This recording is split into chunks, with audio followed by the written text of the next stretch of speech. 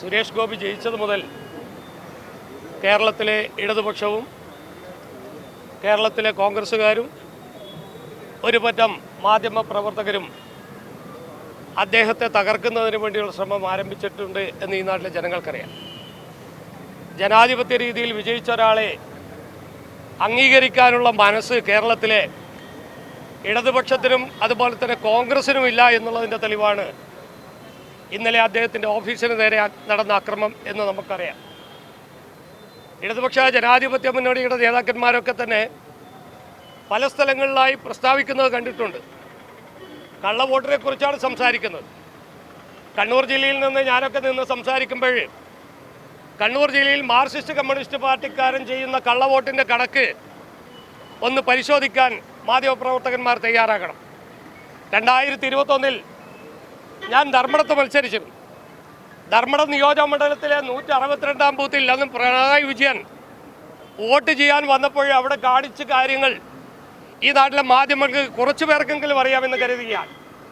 അന്ന് ഞങ്ങൾ പരാതി കൊടുത്തിരുന്നു. കാരണം പോളിംഗ് ബൂത്തിൽ വന്ന ഓഫീസർമാരെ ഭീഷണിപ്പെടുത്തിക്കൊണ്ട് 10-20 വോട്ട് ചെയ്ത സ്ത്രീജനങ്ങളെ കൊണ്ട് വീണ്ടും വോട്ട് ചെയ്യിപ്പിക്കാൻ ഓഫീസർമാർ തയ്യാറാവാത്തപ്പോൾ അവരെ ഭീഷണിപ്പെടുത്താനും അവർക്ക് വോട്ട് ചെയ്യണമെന്ന് ഭീഷണിപ്പെടുത്തിക്കൊണ്ട് അവരെ വോട്ട് ചെയ്യിപ്പിക്കാനും തയ്യാറായ ഒരു മുഖ്യമന്ത്രിയാണ് കേരളത്തിൽ ഭരിക്കുന്നത്.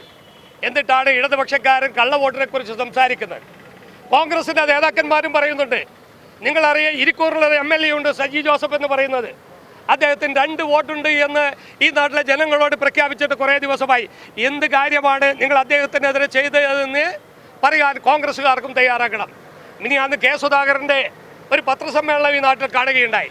അദ്ദേഹം പറയുന്നത് സുരേഷ് ഗോപി കയർകെട്ടി ആത്മഹത്യ ചെയ്യണമെന്നാണ്.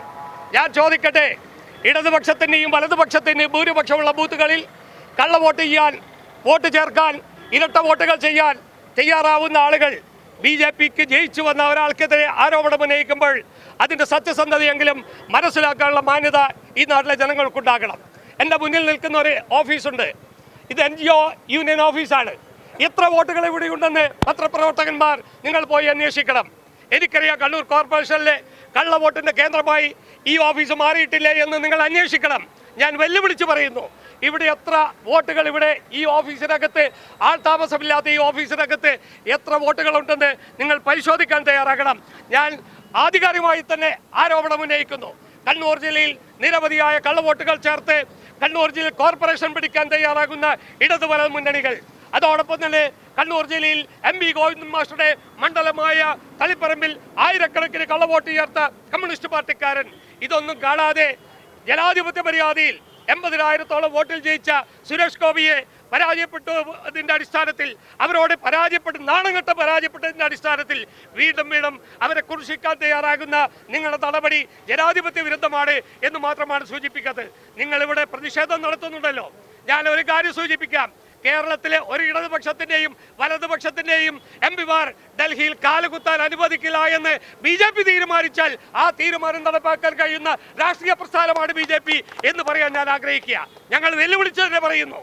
നിങ്ങൾക്ക് ഓർമ്മയുണ്ടല്ലോ ഇടതുപക്ഷ ജനാധിപത്യ മുന്നണി ആളുകൾ ഇവിടുത്തെ നിങ്ങളുടെ ആളുകളെ കൊല്ലാൻ തയ്യാറായപ്പോൾ നിങ്ങൾ പാർട്ടി ഓഫീസിലേക്ക് ഞങ്ങൾ നടത്തിയ മാർച്ച് നിങ്ങൾ ഓർമ്മിക്കുക.